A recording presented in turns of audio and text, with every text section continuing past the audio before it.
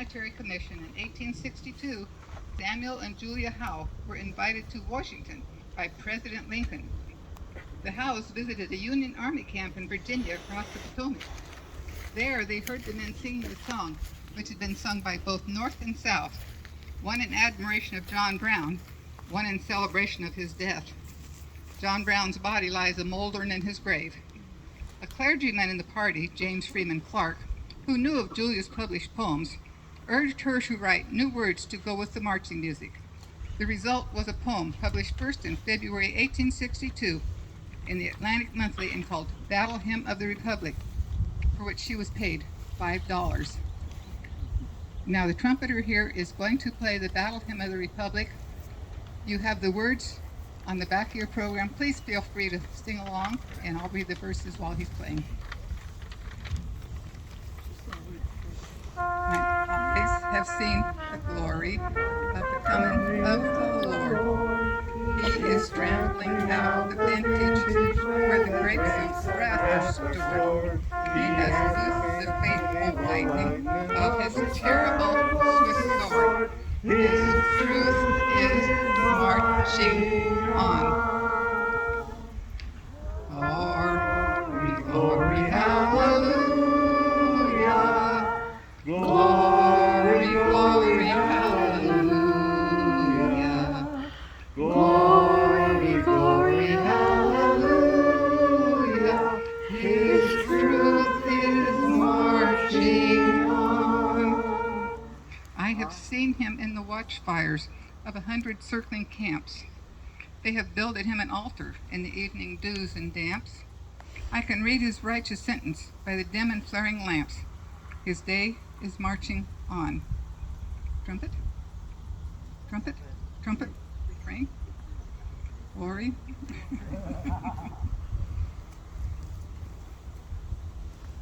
Glory, glory, hallelujah. Glory, glory, hallelujah. Glory, glory, hallelujah. His truth is marching on. In the beauties of the lilies, Christ was born across the sea, with the glory in his bosoms that transfigures you and me.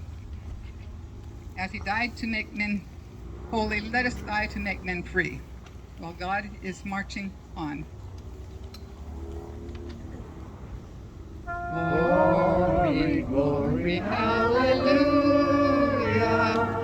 Glory, glory, hallelujah. Glory, glory, hallelujah.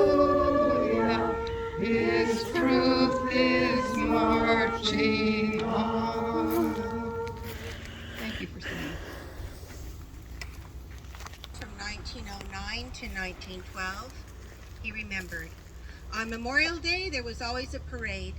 All the school children marched, and some took part in the exercises. Columbia has the only Grand Army Veterans Plot in the county. About the 1st of May, Captain James McPhee, a Civil War veteran, would make his annual trip to the old Columbia Grammar School to ask the principal, Will Napoleon, if the children could take part in the Memorial Day devotional exercises. About 2 weeks prior to the parade, we would practice marching in the lower part of the schoolyard, learning to march and open ranks.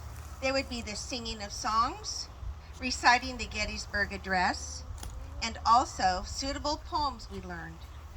When Decoration Day or Memorial Day arrived, every child carried a bouquet, and they would meet at the lower end of town at the Fallon Hotel. Those not present would be marked absent on their school report. The parade would form with the boys or young men carrying the flags. Then came the drums, followed by the school children escorted by their teachers. Then came the Grand Army veterans, the Civil War and Spanish American veterans, the organizations, and then the town people.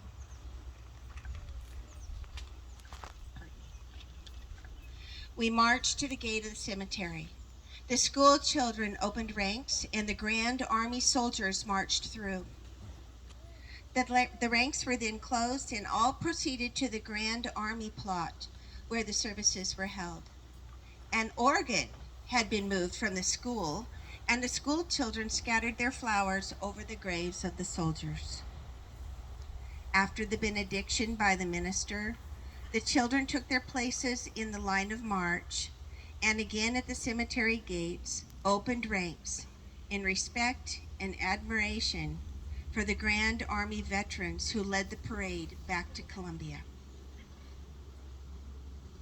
It was always an inspiring and beautiful ceremony. While the thinning of the ranks of veterans from the wars, including World War I, Memorial Day is still observed each year with exercises held in the new Veterans Plot in the Columbia Cemetery.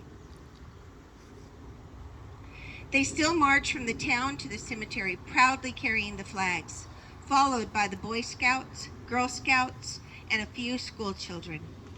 American Legion posts and veterans of foreign wars are there too.